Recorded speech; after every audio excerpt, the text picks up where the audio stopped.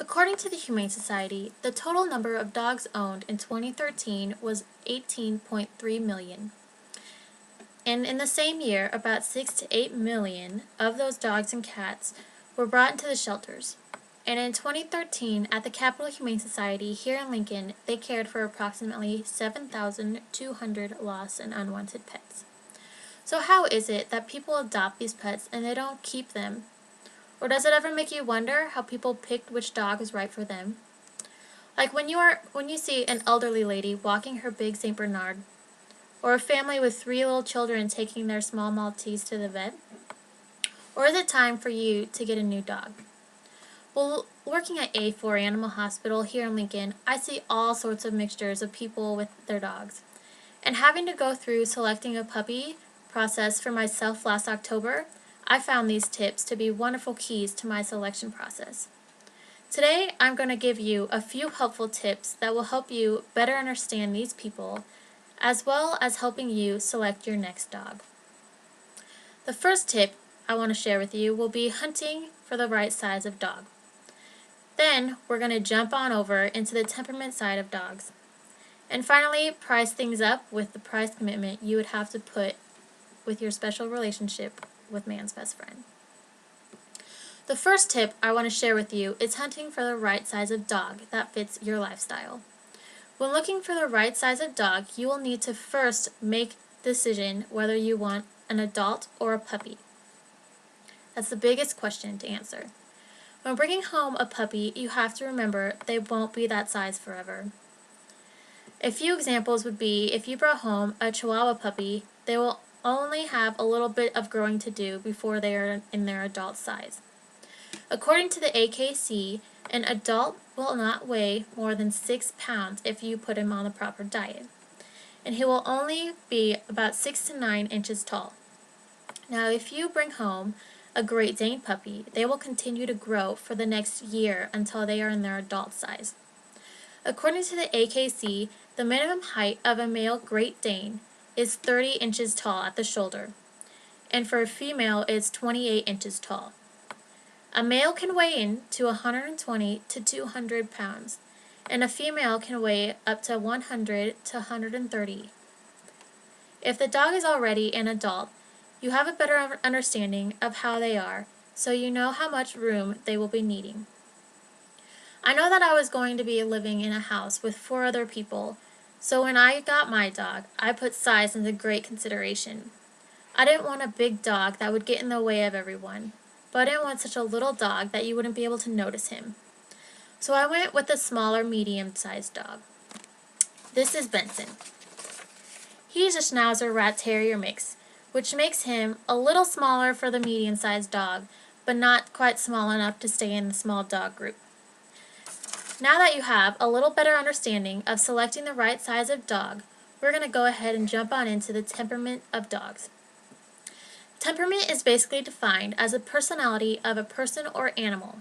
This can be found in the American Heritage Dictionary. There are plenty of ways to find out if your dog is going to be a relaxed dog or a hyper, more active dog. According to All Dogs Gym and Inn, when looking at puppies, you need to watch if he or she is interacting with other puppies more. If not, he or she may be a more relaxed, laid-back kind of dog. If the puppy is roughhousing with the other puppies a little more than the rest of them, he or she may be a little more hyper or more active of a dog. After watching the kinds of traits from your puppy, you should be able to make a decision on which type of personality you would want for your dog. If the dog is more hyper, you may want to consider where you live.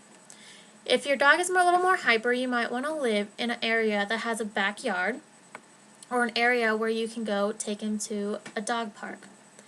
Now, if your dog is a little more laid back, it might work out for you to be able to live in an apartment if it's just you.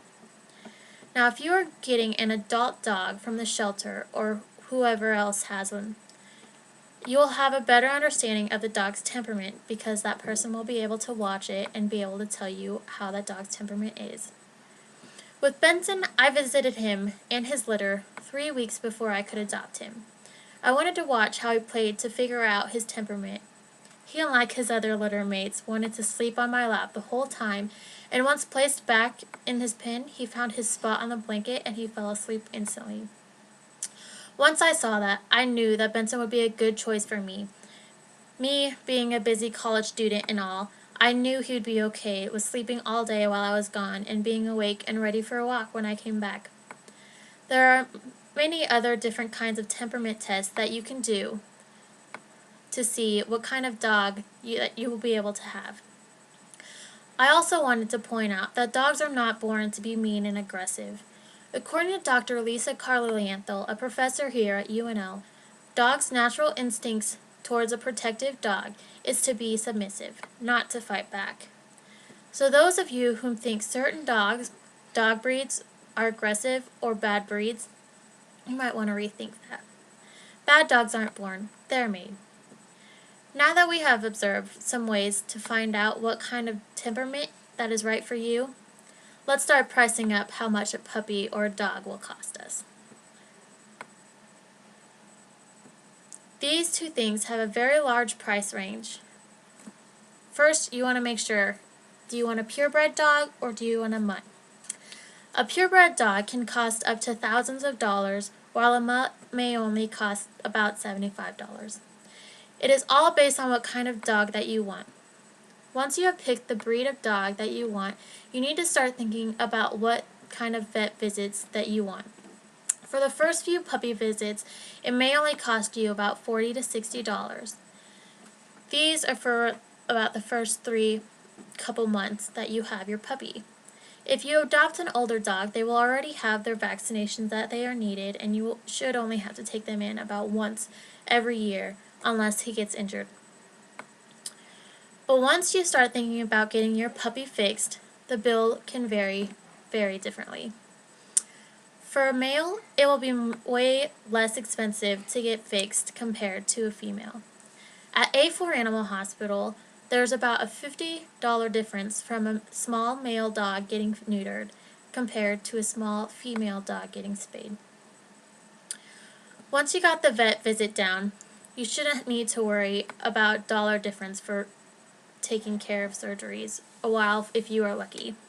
On top of the vet bills, you will also need to get plenty of toys and supplies for your puppy.